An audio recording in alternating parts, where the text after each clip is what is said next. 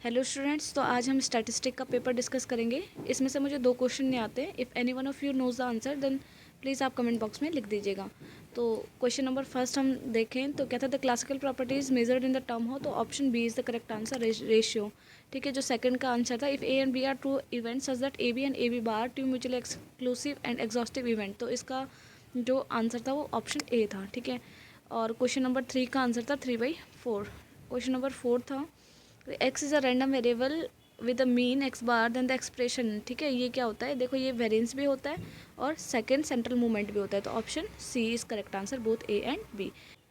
तो question number 5 था हमारे पास कि the probability mass function for binomial distribution. ठीक है, तो बाइनोमियल डिस्ट्रीब्यूशन का पीएमएफ क्या होता है, N C x to the power x Q to the power N minus x. ठीक है, जहाँ पी क्या होता है, प्रोबेबिलिटी ऑफ सक्सेस होता है, और क्यू क्या होता है, प्रोबेबिलिटी ऑफ फेलियर। ठीक है, एन क्या होते हैं, नंबर ऑफ ट्रायल्स होते हैं, और एक्स क्या होता है, उन नंबर ऑफ ट्रायल्स में से हम कितनी बार सक्सेस हुए हैं। ठीक है, वो एक्स होता है। तो यहाँ पे जो हमारे पास ऑप्शन थे उस हिसाब से सी में अगर देखा जाए कि अगर हम प्रोबेबिलिटी ऑफ सक्सेस को पी क्यू ले लें और प्रोबेबिलिटी ऑफ फेलियर को पी ले लें, तो ये फार्मूला हमारा may be answer. Now question number 6 है the standard normal day wait Z will be. ठीक है, तो जेड इज इक्वल टू क्या होता है, x minus mu upon sigma. ठीक है, और जो नॉर्मल डिस्ट्रीब्यूशन होता है उसको हम कैसे रिप्रेजेंट कर सकते हैं, mu coma N mu coma sigma. ठीक है, तो बस यहाँ पे हम वैल्यू रख देते हैं Z is equal to x minus. ठीक है, तो म्यू क्या होता है 8 अपॉन सिग्मा क्या हो जाएगा 64। Now question number 7 the students T distribution was given by, तो इसका आंसर होगा W S Gosset. The relation between the mean and variance of chi square with N degree of freedom. ठीक है, तो क्या होता है option number C, variance is equal to 2 times of mean. Question number 9 है the binomial distribution tends to Poisson distribution, तो इसके लिए कंडीशन क्या होती है, if N tense to infinity and P tense to 0, तो option A is correct answer.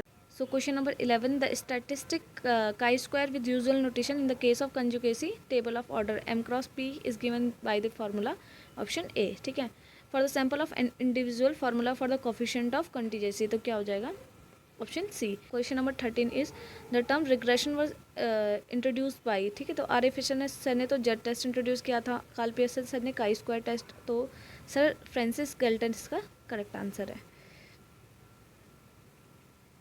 Question number 14 X bar Y bar satisfy the line of regression, option C is correct answer, Y on X and X on Y. ठीक है, question number 15 है if R be the coefficient of correlation the standard error is, तो option C is correct answer. ठीक है, question number 16 का answer था option B. Question number 17 का answer है सी।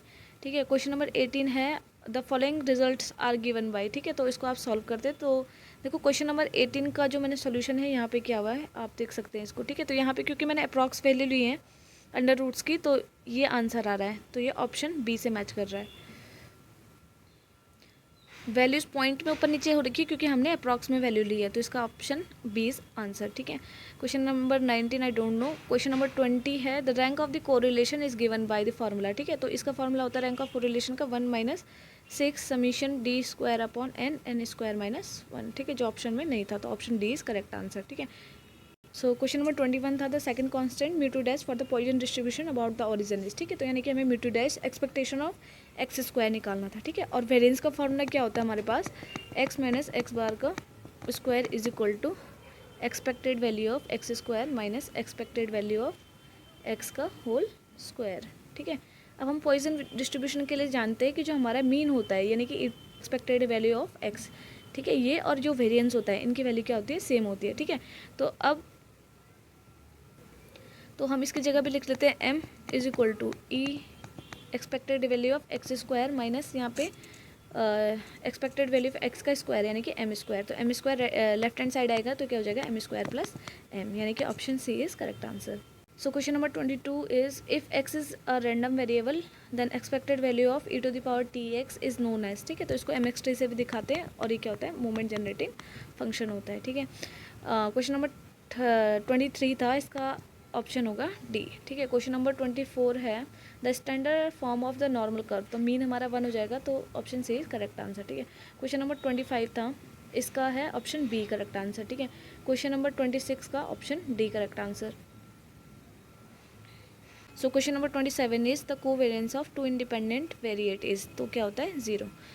Question number 28 is the second movement for the binomial distribution about mean is, तो क्या होता है बी एन पी क्यू। ठीक है। Question number 29 is, so question number 29 था, अगर हम राम के फर्स्ट आने की प्रोबेबिलिटी को PA लिख लें तो ये 1/4 हो गया। अब्दुल के फर्स्ट आने की प्रोबेबिलिटी को क्या लिख लें, 1/8। ठीक है, ये दोनों क्या है, इंडिपेंडेंट इवेंट है।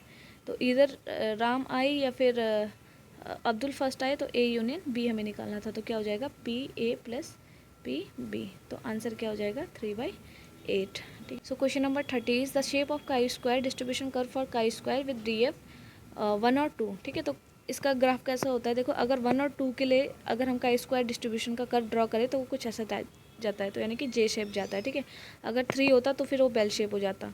इसका मतलब option C is correct answer. Thank you so much.